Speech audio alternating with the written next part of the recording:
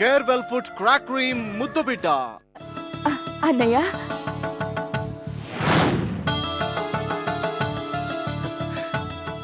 కల్పన,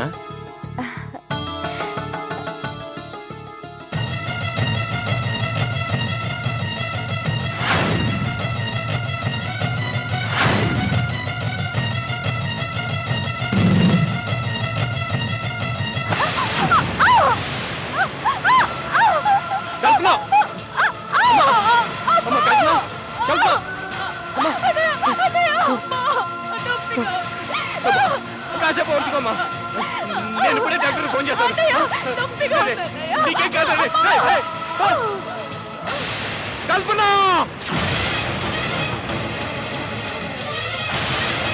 కల్పన,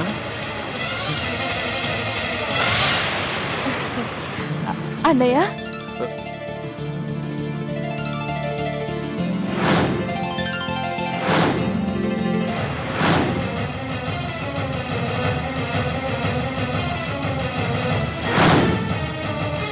ఆగమ్మా.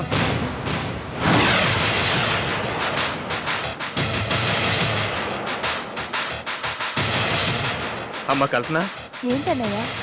ఆయిల్ అమ్మా.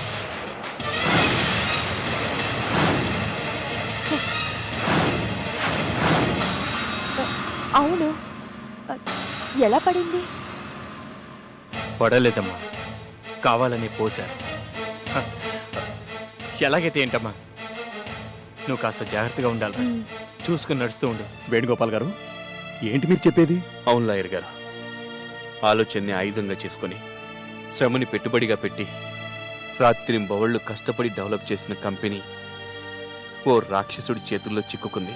కాస్త వివరంగా చెప్పండి వేణుగోపాల్ గారు.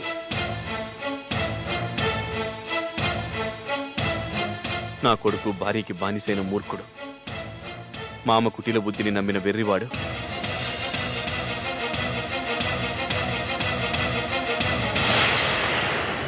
ఎవరి సంతోషం కోసమైతే నేను ఇంత చేశానో వాడికే సంతోషం కరువైంది.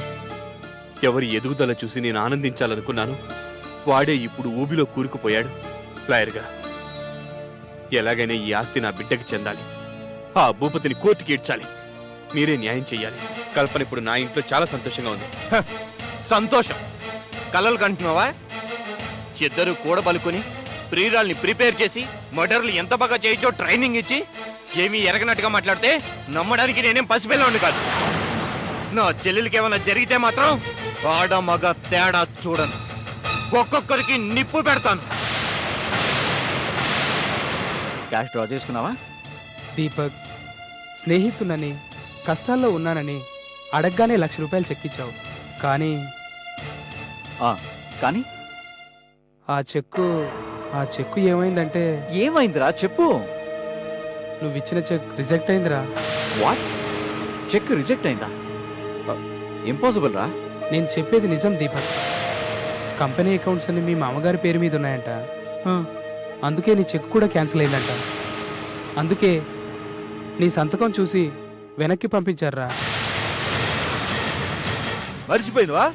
రోజు నువ్వే కదా బండెడు పేపర్ల మీద సంతకాలు పెట్టినావు. నీ చేతులతోనే కంపెనీ అకౌంట్స్ నా పేరు మీద ట్రాన్స్ఫర్ చేసినావు.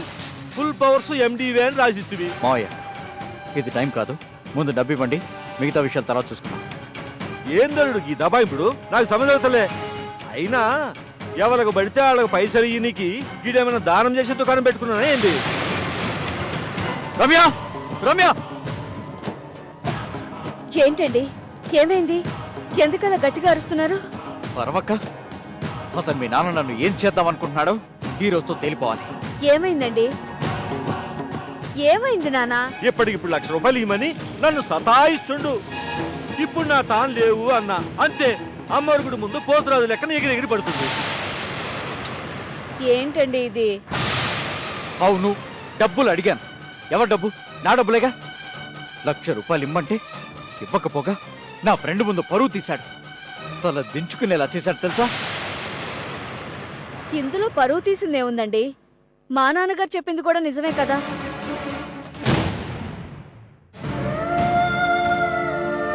కేర్వెల్ ఫుడ్ క్రాక్ క్రీమ్ ముద్దు బిడ్డ.